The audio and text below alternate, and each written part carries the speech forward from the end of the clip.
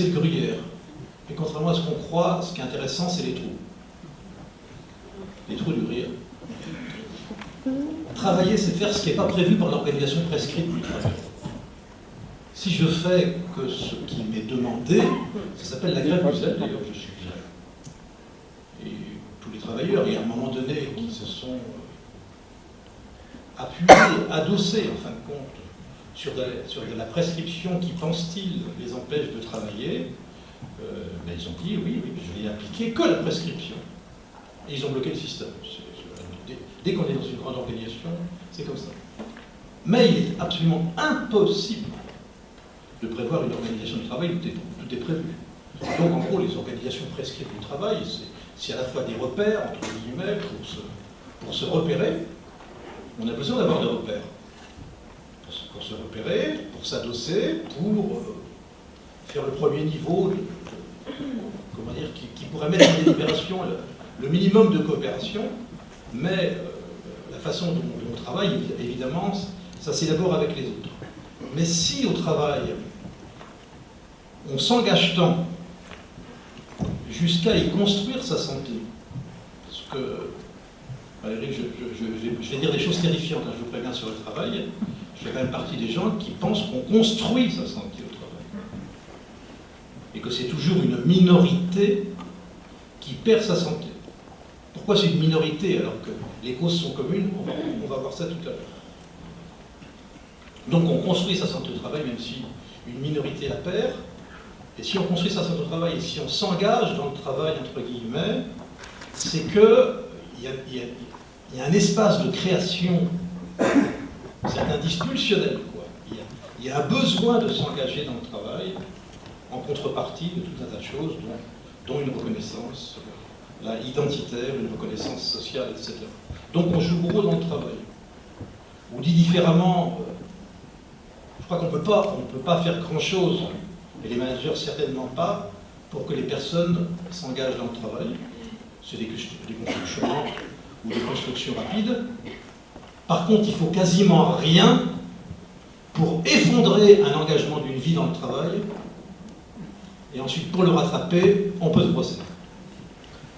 Donc on ne sait pas bien comment les gens s'engagent dans le travail, mais on sait parfaitement comment on peut effondrer leur engagement dans le travail.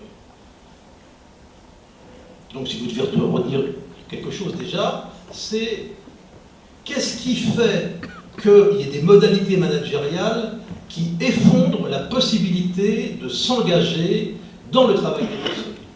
Et pour cela, et pour le comprendre, il va falloir passer au crible et confronter, entre guillemets, les figures de management avec la façon dont se déploie très concrètement l'activité de travail. Parce qu'on ne peut pas parler en général quand on s'intéresse à la santé au travail, à l'engagement au travail, on est obligé de parler d'activités très concrètes de travail, autrement c'est souvent du baratin.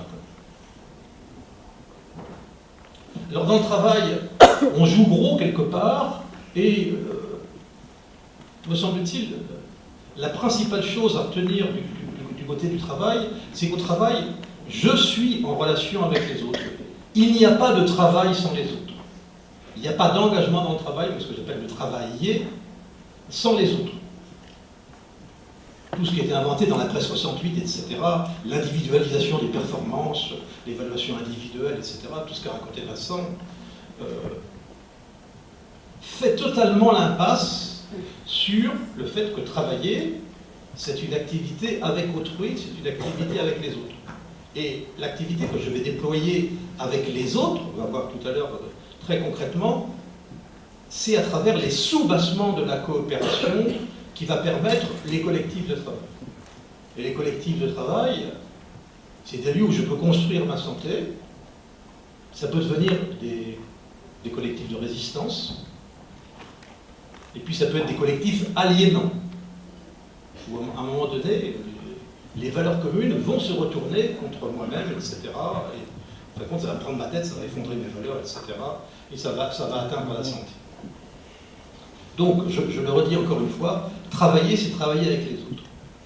Quand des générations et des générations de managers sont formés en pensant que, un, les travailleurs sont vraiment trop cons et qu'en gros, s'ils n'ont pas un coup de pied au cul ou un fusil dans le dos, de toute façon, ils ne vont pas s'engager dans leur travail, de toute façon, il y a déjà quelque chose qui ne va pas.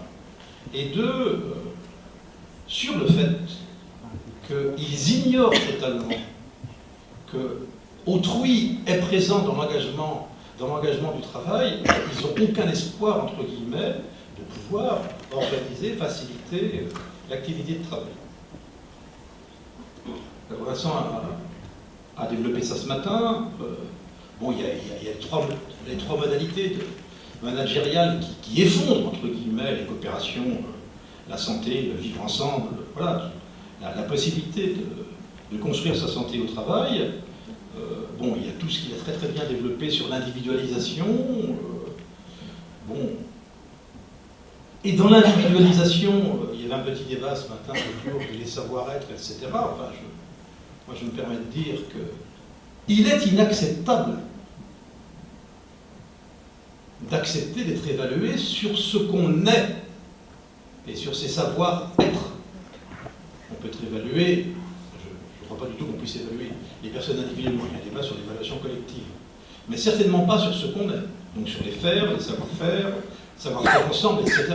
Mais certainement pas sur l'être et les savoir-être. Il paraît y avoir quelque chose qui est contraire au fondement de la République, enfin, voilà, au fondement de la citoyenneté.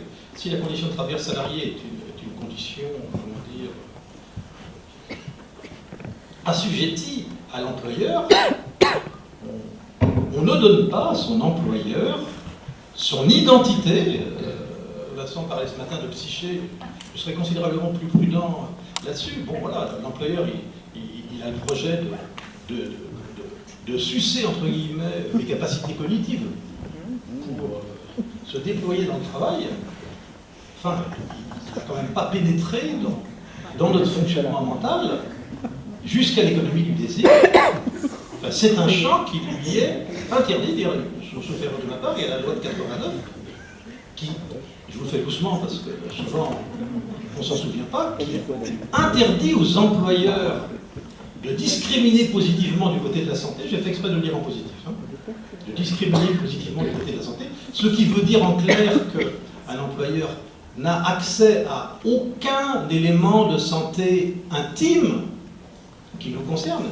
Il est responsable de l'obligation de sécurité de résultat par rapport aux conséquences de ses actes d'employeur et de manager, mais il n'a certainement pas accès à la façon dont ça puisse altérer ma santé, entre guillemets. Et donc moi, les évaluations sur l'être et les savoir-être, il y a quelque chose qui ne passe pas. Voilà, et pour vous donner un peu une clé sur ce que je vais vous raconter, je vais essayer de vous raconter quelque chose qui est du côté d'un vocabulaire, du côté de l'économie du travailler. Quoi. Donc en fin de compte, la façon dont on peut se déployer, dont on comprend comment se construisent des engagements individuels et collectifs dans la question du travail. Et je ne vous dirai rien, un petit peu quand même, mais sur l'économie du désir. Alors je dis ça exprès parce que quand il y a des atteintes à la santé psychique au travail, les psychopathologies du travail, moi, ma grille de lecture, et puis je vous suggérais d'avoir la même, pour ceux qui sont syndiqués, même pas ceux qui ne sont pas syndiqués, on ne peut rien comprendre à la façon dont les gens perdent leur santé au travail si on ne prend pas l'activité de travail, l'engagement dans le travail, le travailler comme grille de lecture. On ne peut rien comprendre. Autrement, immédiatement, on va prendre des prêts à penser du fait que oui, chacun se déploie dans une économie du désir et qu'on a une vie amoureuse, de couple, on élève des enfants, etc. Quoi, et que d'ailleurs, les conflits familiaux se transmettent sur 3, 4, 5 générations, ce dont on n'a strictement rien à foutre par rapport à la question dont on va aborder aujourd'hui. Et ce qui n'est pas contradictoire avec le fait que le travail puisse générer des pathologies, pas des psychopathologies, avec un lien direct et essentiel. Et pour cela, on n'est pas obligé de convoquer notre histoire intime, ni nos structures identitaires. Dans cette salle, il y a 1% de pervers, des gens qui ont une structure psychique perverse. Et alors, les mécanismes de socialisation. Non, non, je m'excuse de vous choquer un peu. Ah oui,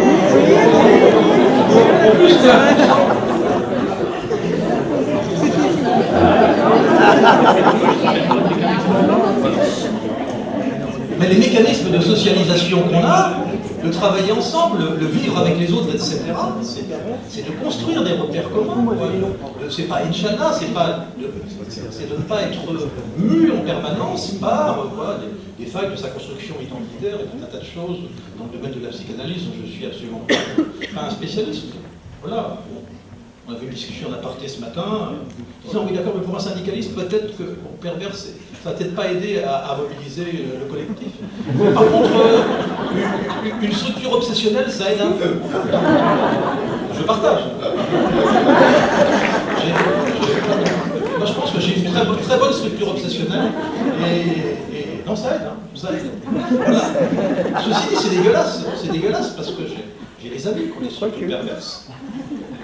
Non, non, je plaisante pas tout à fait. Voilà.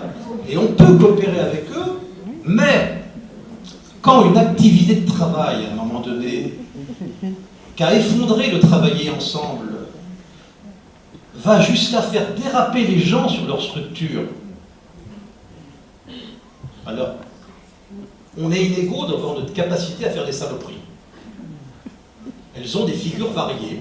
Il y en a qui ne sont pas bien lotis, d'autres qui sont mieux lotis, mais ce n'est pas l'objet. Moi, ce qui m'intéresse un peu, c'est comment, en fin de compte, plutôt, on peut comprendre la façon dont les gens se défendent psychiquement et inconsciemment, et comment, de cela, je peux en faire une arme pour changer l'organisation du travail. Je n'ai pas du tout envie de vous donner des ressources pour repérer le pervers narcissique qui à l'époque de Ligorienne, c'était les heures flamboyantes de la victimologie. Voilà.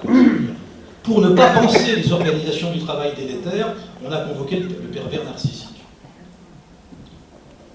Les modes ont changé, le pervers narcissique a succédé au stressé. Alors le stress, vous savez, c'est quand on vient avec benzène et qu'on enflamme la queue du rat.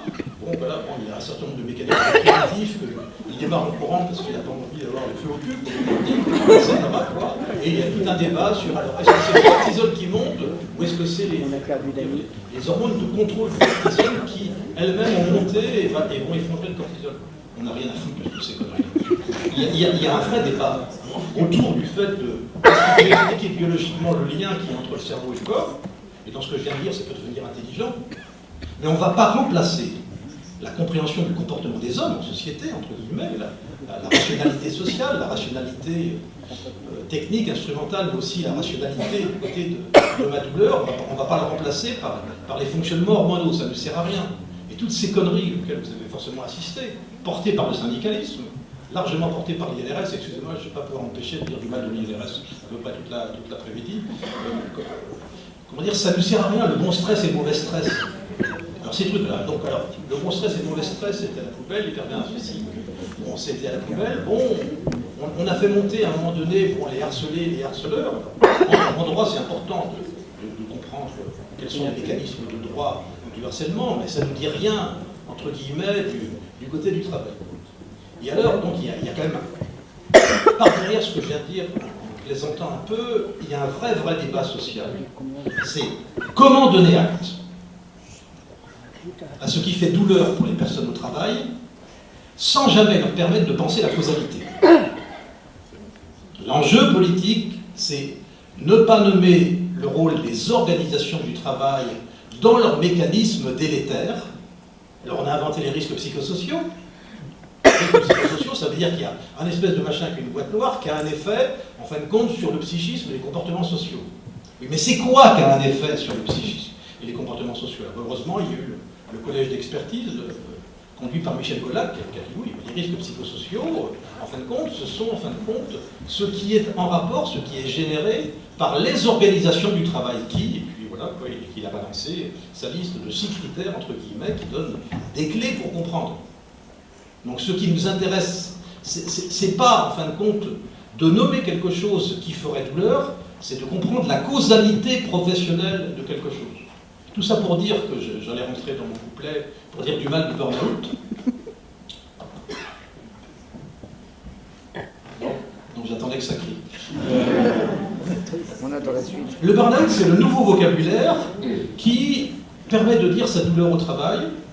D'ailleurs, il le dit bien, puisqu'en fin de compte, c'est simple, la causalité, c'est l'épuisement. Ben, si vous êtes épuisé, c'est que vous n'avez pas réussi à gérer votre épuisement. Peut-être falloir faire un stage pour gérer l'épuisement. Et puis de toute façon, il n'y aurait que l'épuisement qui expliquerait quoi que ce soit. Il y a un truc qui ne va pas là-dedans. Parce que le burn-out, c'est pas une pathologie, c'est simplement, en fin de compte, une figure de symptômes. Alors selon je me vois faire une réunion publique avec quelqu'un, moi j'ai écrit un bouquin sur le burn-out, c'était les 111 signes du burn-out. Moi j'arrive plus à suivre, je dois vous le dire, j'arrive plus à suivre. Bon, voilà. Donc c'est toujours quelque chose qui permet de... Voilà, et mes collègues médecins du travail de Tours qui sont très fatigués, qui veulent vraiment pas nommer la causalité organisationnelle du travail et dire non mais le burn-out c'est essentiel parce que c'est le seul mécanisme psychopathologique qui n'a pas de répercussion sur la famille. Ce qui est... Non mais total crétin, je ne cherchez pas. Total crétin. Non, attendez, prenez les trucs. Hein. Ça n'a pas de répercussion sur la vie personnelle. Je répète, c'est total crétin parce que c'est impossible. Quoi. Donc voilà, bon, et puis de toute façon, par rapport à ça, il y a en fin de compte, il y a un traitement psychiatrique, psychique, psychopathologique qui est spécifique au burn-out, etc. Donc c'est une espèce de sauce systémique à la con, qui est proche de pratiques sectaires, auxquelles je pense les plus grands mal. Donc tout ça pour dire donc l'avantage du burn-out, c'est que ça dit la douleur, ça bloque toute réparation professionnelle. Alors que si vous avez une dépression professionnelle, elle pourrait être indemnisée, que si vous avez une anxiété généralisée, elle pourrait être indemnisée, que si vous avez un stress post-traumatique, il pourra indemniser le burn-out, vous pouvez vous accrocher jusqu'à la fin de vos jours. Et ça ne donne aucune causalité, sauf à laisser penser que peut-être que vous avez une structure personnelle qui vous fragilise, ou en fin de compte que vous avez été infoutu de gérer en fin de compte votre engagement en travail. Bon, c'est un tout petit peu bateau, on en fait un plat de toute façon, avec un beau coach, ça va faire. Enfin, un coach si vous êtes cadre, parce que si vous n'êtes pas cadre, de toute façon, il faudra aller voir le médecin du travail qui vous mettra mais pour votre temps, pour pas vous dépensier. Donc, il faut nommer les choses. Dans le management, il y a tous les mouvements d'intensification du travail. Bon, c'est largement instruit, plein de publications là-dessus. Ce qu'on repère mal dans les mouvements d'intensification du travail, c'est les mouvements de densification du travail. La densification du travail, en gros, c'est la suppression des espaces de respiration dans le travail. Les moments où je peux me poser le cul quelque part, on dit que je ne travaille pas, et c'est à ce moment-là, à la fois, que je prélève des informations, que je construis quasiment involontairement ce qui fera la coopération de demain. On joue gros avec cela, avec l'irruption de tous ces chasseurs de coups qui sont planqués derrière le lean management qui arrive dans les administrations, par exemple. On est en train d'effondrer tout ce qui permet aux personnes d'échanger entre elles. Mais qu'est-ce que fait l'encadrement toute la journée? Il passe son temps, lui, à échanger des informations avec les autres personnes. C'est comme si on disait que les cadres ne travaillent pas. Comme si on disait que les cadres ne travaillent pas, parce qu'on ne les voit pas travailler. Et donc le nouveau paradigme par rapport au travail, pour les gens qui sont en bas de l'échelle sociale, de l'échelle hiérarchique, c'est si je ne vous vois pas travailler, c'est que vous ne travaillez pas.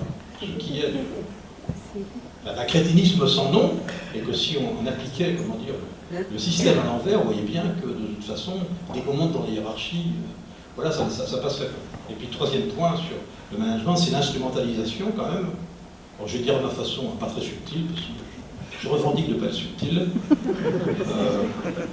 C'est ça qui porte l'irruption de la fascisation à venir des organisations du travail. Parce que, comment dire, à agir l'autre, comment dire, de façon si méprisante et si manipulatrice, avec des méthodes communicationnelles, oui, qui sont des vraies manipulations, comment dire, alors que je crois qu'une partie de notre société pense que la citoyenneté naît dans le travail avec les autres, et donc dans les entreprises. Dans ce lieu si privatif de liberté, on peut inventer et construire la citoyenneté. Mais on peut aussi inventer et construire les soubassements d'une fascisation de la société. Alors il y a un débat sur est-ce qu'on en est arrivé là ou pas. Je ne vais pas rentrer dans ce débat, mais à l'évidence, la question de la maltraitance sur les valeurs morales que nous portons, de l'effondrement des valeurs morales et de l'incapacité, en fin de compte, de les confronter aux autres, ben quand ça va être effondré, on va voir très bien comment on va pouvoir construire un travail ensemble.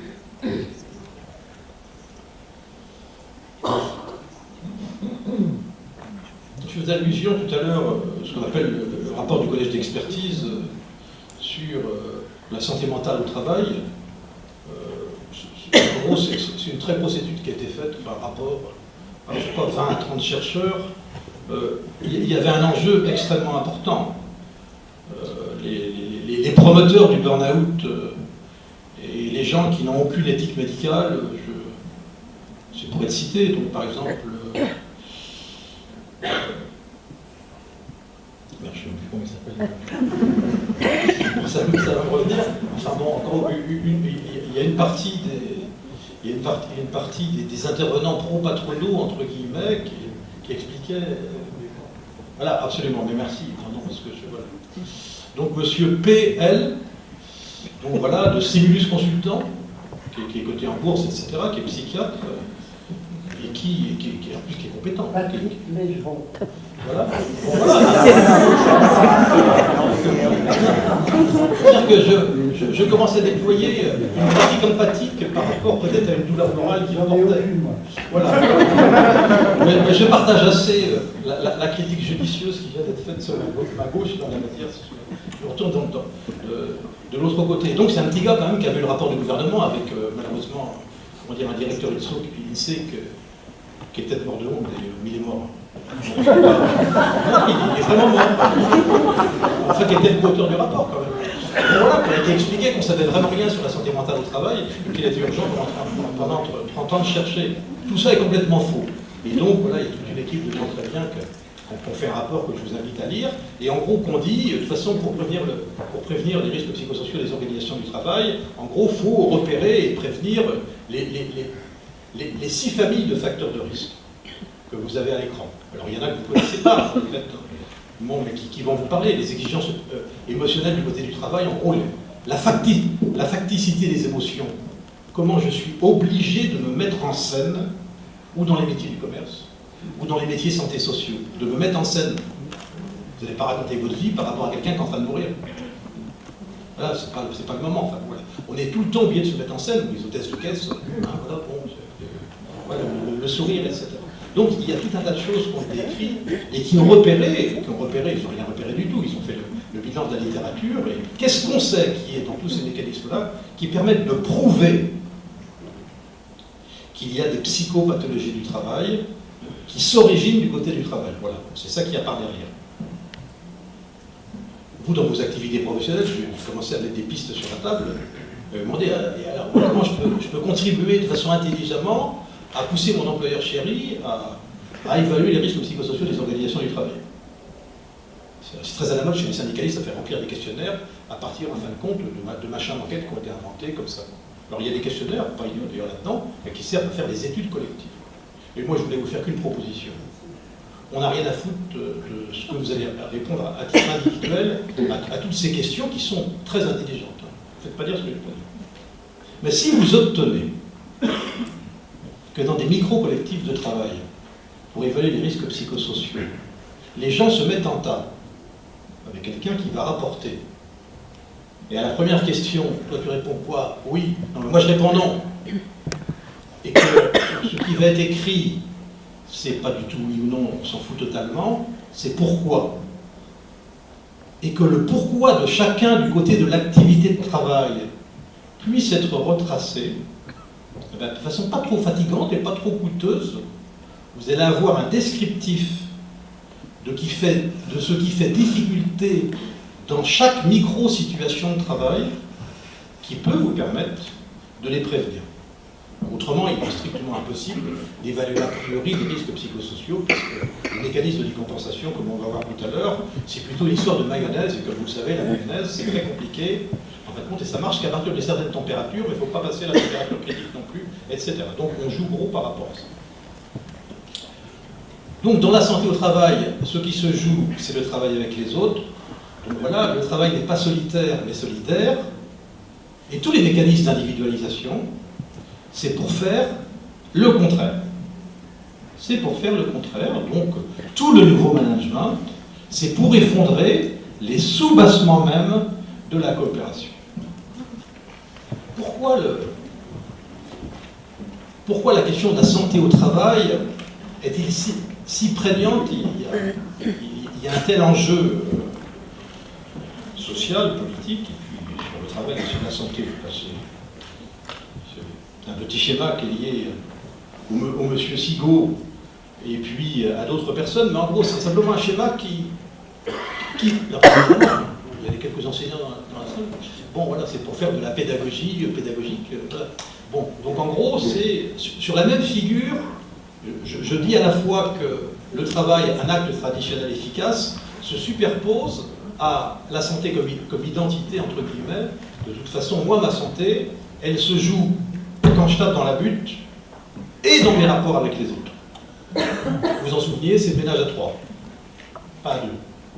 L'économie du travailler, c'est le ménage à trois, c'est pas, voilà, c'est pas l'économie du désir, entre guillemets.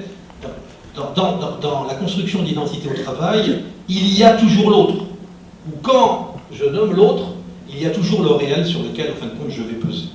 Donc l'identité au sens de santé, elle se joue toujours avec l'autre et en tapant dans la butte du travail, mais en tenant compte, en fin de compte, des spécificités précises du travail.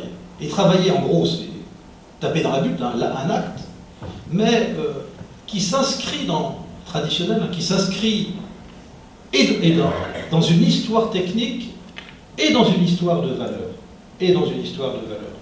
C'est pour ça que je sais bien que pour former les managers aujourd'hui, on prend les techniques militaires du passé faisant table rase, je voulais savoir ce qui s'est passé avant. Il est impossible, en réalité, de coordonner le travail avec les autres si je ne m'inscris pas dans une histoire technique et dans une histoire sociale et dans une histoire partagée.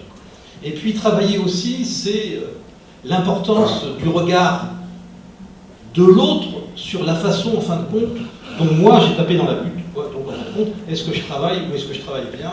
Et l'enjeu un peu du travail avec les autres, je vois que je suis très très mal barré dans ma temporalité. Donc c'est la question de la dynamique de la reconnaissance, et dans les sous-bassements de la coopération, c'est à la fois qu'est-ce qui fonde la collaboration, que je peux avoir avec la hiérarchie, que je peux avoir avec les clients, c'est donc le regard du côté de l'utilité, et puis, mais ce qui paye, entre guillemets, du côté de la belle ouvrage, entre guillemets, c'est le regard des autres.